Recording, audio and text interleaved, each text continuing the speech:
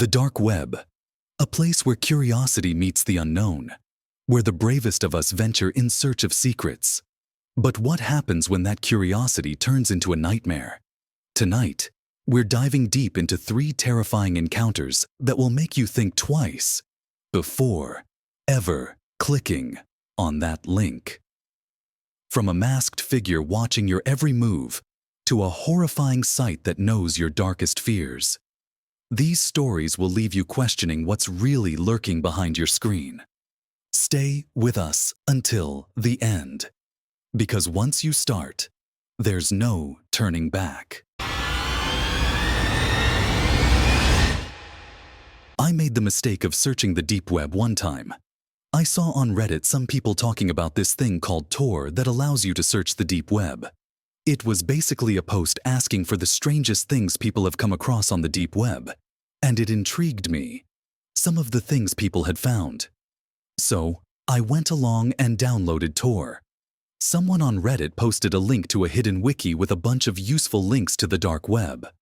I was shocked at how many child pornography links there were, and I did my best to steer clear of anything like that. I did come across a link that took me to another page with a bunch of links called The Black Pages. The page was black with a bunch of red and yellow links. The red pages seemed to be the strangest. There was one link called Personal Assassin and another called Dead Pets. Reading some of those links, I realized how messed up this whole deep web thing really was. I clicked a yellow link and ended up on yet another page full of links. There, I found something that seemed interesting. It was called The Secret Society Chat. I clicked on the link, and it took even longer than all the other pages to load. I'd say I stared at a blank white screen for a good minute before the page finally turned black and a chat box popped up. Next to the chat box was a black video screen. I wish I had just clicked the back button at that point, but instead, I typed, "Hey," in the chat box. What happened next was weird. Someone wearing a mask and sitting in a dark room popped up on the screen. I felt like my heart stopped when I saw my face pop up on the screen as well. The website was using my webcam, even though I naturally keep it off. I covered it with my thumb and tried to close the page, but at this point, my taskbar was gone, along with the minimize and exit buttons at the top of the Tor window. I tried hitting Ctrl-Alt-Delete, but it did nothing. Then, there was a muffled, distorted voice coming from my speakers. I could only assume it was the guy in the mask speaking. He was masking his voice with some kind of voice changer. I clearly remember he said, "I still see you, James." My heart sank. He had said my name.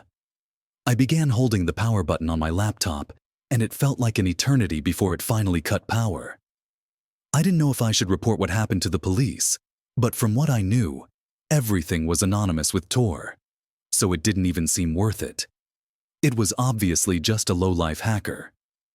I went on with my life after deleting the Tor browser from my computer, but about 2 weeks later, my mom threw a letter in my room.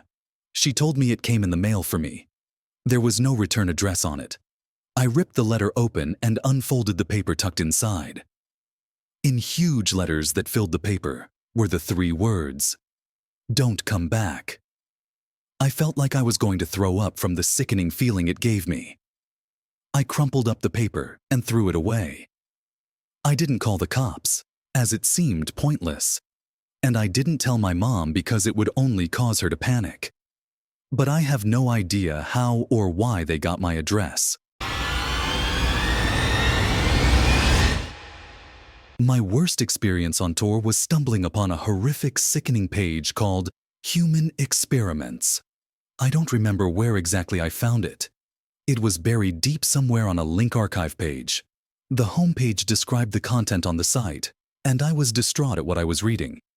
It said, in a red, bloody font, "The experiments conducted for this website are to prove that not all humans are born equal. The people chosen to be experimented on were usually homeless, but also the unfortunate souls that happened to get caught by these sick expletive." These so-called experiments ranged from starvation and water restriction, reactions to extreme pain and torture, infections and diseases, and even infant tolerances to X-rays, pain, and heat. I had seen all those horrific shock videos like 3 guys, 1 hammer, so I thought I would be prepared for what I was going to see. But I wasn't. I made the mistake of clicking on the first link to the experiment photos. I honestly had to fight the urge to puke. I don't even want to give a description of what I saw, but I'll just say there were innocent victims, people just like you and me, going through horrible, horrible things that nobody should ever go through. Against my better judgment, I scrolled the entire page, and it only got worse. Pretty soon, a whole section dedicated to infants and toddlers came up. I had somehow made it to the bottom of the page, and then a little box popped up on the screen. I didn't know what it was until a line of text popped up. The text said, "Did you enjoy the site?" I realized there was a chat box. I typed, "Who is this?" The stranger promptly replied, evading my question by saying, "What was your favorite part of the site?" I asked the same question again. This time, he actually acknowledged my question and told me he was the site owner. I told him that this was sick and inhumane and that I would report this site immediately. That was my biggest mistake, telling him that, because after a short pause, he finally said, I see your name is Michael, and you live in Massachusetts." He was right, but instead of clicking out of that browser right away, I typed in, "No, you're wrong." About 10 seconds later, he typed something that made my heart feel like it shriveled up. And that was my address, my complete, correct home address. His final words were, "Have a nice day." I closed the browser and slammed my laptop shut. I called the police first thing before even telling my parents. When the cops got to our house, I explained everything to everyone at once. They wanted to see my computer, but since I didn't remember the link to the website, I couldn't even help them in shutting down the site. The cops told us that if what I said was true, we should find another place to stay as soon as possible. Thankfully, this was around the time that we were looking to move away anyway. I couldn't believe how fast my parents were able to sell the house and find another. I apologized to them every day for a month after this happened. I hated to have made them go through this. I like to think the guy in the chat was just bluffing, but I couldn't take the chance. I don't think anybody should ever look into the deep web, as there is no good to come of it. There used to be a website on the dark web called the Silk Road. It was an underground illegal drug marketplace. I had heard about it through friends that had used it. Our weed dealer was moving out of state, and he was our only connection, so my friends started using this website and claimed that it was legit. The timing couldn't have been better to score some pot, since my parents were in Atlantic City for the weekend. I downloaded the Tor browser and checked it out. The biggest seller on the site was cannabis, of course. I left a comment on one of the newer listings asking for anybody to tell me if the listing was legit. I came back to the site about an hour later, and I had one new message. It was from a user named ILEB. He saw my comment and offered to sell me an ounce for a really low price, but he only did local deals. I've done local deals before and never really had a problem with them, so I told him that I was in Washington. Turned out, he lived only about an hour away from me. I suggested we meet halfway, but shockingly, he said he would just meet me in my hometown. I couldn't turn down that offer. He said he would be over after work, around 9 o'clock. I told him to meet me in the Wendy's parking lot. He asked me a bunch of weird questions, like my address and who I lived with. I definitely didn't want to give my address to a pot dealer, so I lied and told him I lived alone. A little bit later, he texted me, telling me he found a much better place to do the deal. It was behind an old, closed-down retail store at the edge of town. My sketchiness alarm was going off, but I was so desperate to get that green. I knew exactly where that building was, so I drove over and got there within 5 minutes. I parked the car behind the building but couldn't see anyone else there. Then, I got a text saying he was on his way. That made no sense, because if he lived an hour away, how would he know of this place? I sat there for like 20 minutes, trying to get another response from him, but he never answered. I decided to just give it up. I had a feeling something sketchy was going on, and that I should just leave while I still could. It took me 10 minutes to get back home. My front door was open. I knew I had shut it, so I was worried that my parents had gotten home early. I parked my car in the driveway since my dad didn't take it, and went back inside.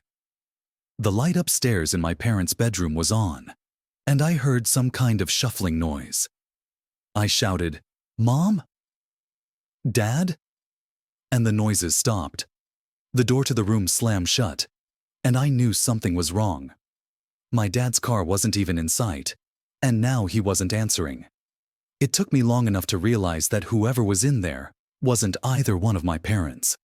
Since I'm a straight-up idiot, I grabbed a carving knife from the kitchen and charged upstairs to my parents' room. I practically almost broke down the door after slamming it open. I didn't see anyone, but I right away picked up on the fact that my mom's jewelry case was open. I grabbed the phone in my parents' room and called 911, but something grabbed me from under the bed. I used the knife in my hand to stab their arm, and the man under the bed began to scream in agony. Since it was a corded phone, I couldn't leave the room with it. All I had time to tell the police was that someone broke into my house and then gave them my address. The man crawled out from under the bed with the knife still in his arm. He didn't even look at me.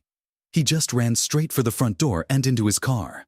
The best I could describe him was that he was a black man with a backwards hat and ragged clothing, and that he drove a black Honda Accord. Of course, I couldn't tell the police much. I couldn't bring up the website, as it was illegal to use it. All I could do was describe him to the best of my ability. So, he's still out there, home free. I can only guess he got my address by hacking me somehow.